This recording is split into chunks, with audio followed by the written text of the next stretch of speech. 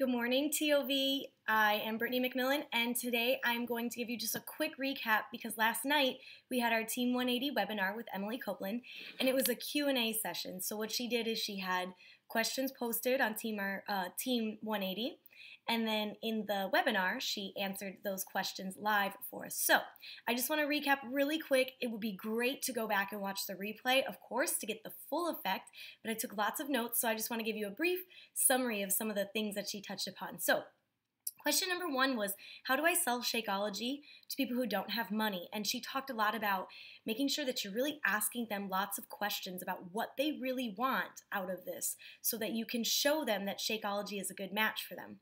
She also talked about how to know how to explain what Shakeology is and differentiate Shakeology from other things, why it's such an amazing, amazing health shake.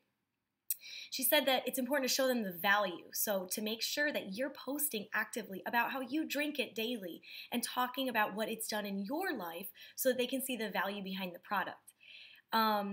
So again, you have to drink it. You can't sell Shakeology and not drink it yourself. You look like a phony when you do that.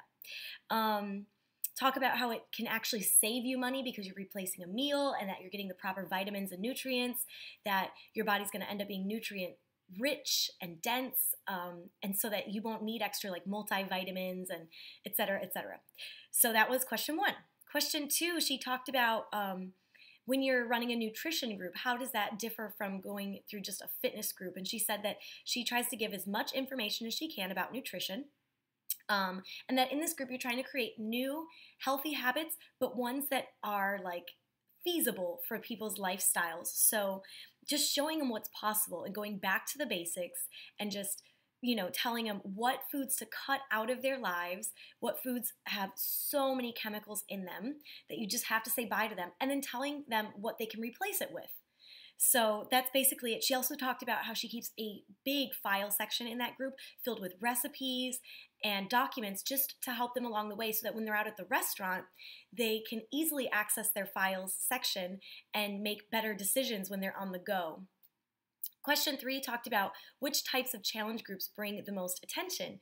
And she said that the best groups that she's had are ones that are very specific. So it got me to thinking, you have to think, who do you want in this group? Do you want it to be moms only group, a prayer group? Maybe it involves a book that you're going to read together. Is it women or men? Is it mixed? And just to think about that.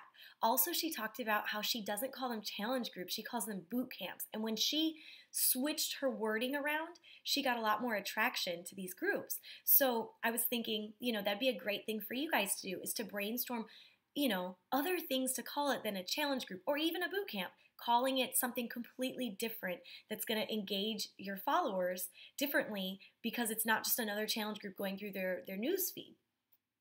Question four was about men in challenge groups, and I kind of crack up at this one because I don't have a problem putting men in challenge groups, but I do know where they're coming from because a lot of times women might not be as open in challenge groups when a man is around in terms of like taking a before picture and displaying it or just being a little bit more honest. But I personally think that right now I have two men in my current challenge group and they are awesome. They're engaged. The women are engaged.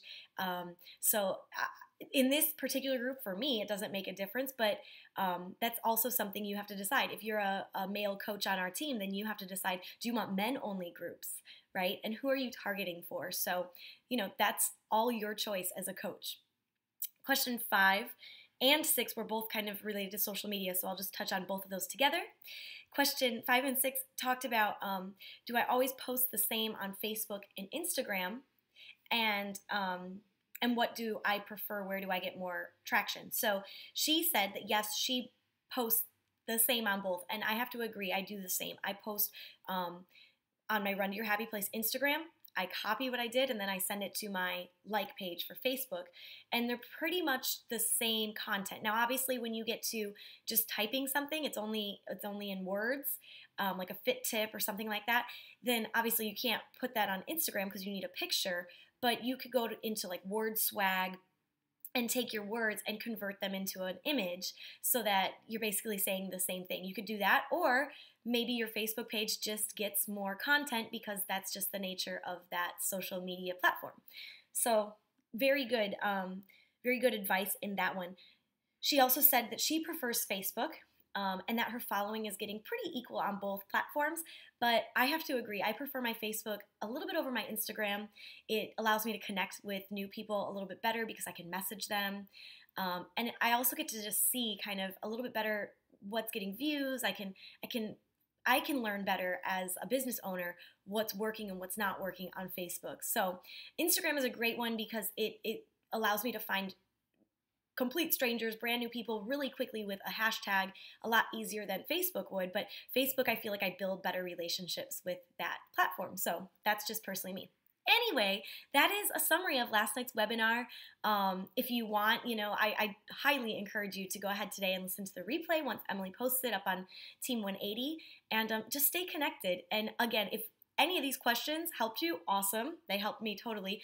But if you have more questions that you need help with, please post them in the comments section today, and I will take some time and I'll try to answer them as best as I can. I hope everybody's having a wonderful day. So far, so good, and we'll talk soon.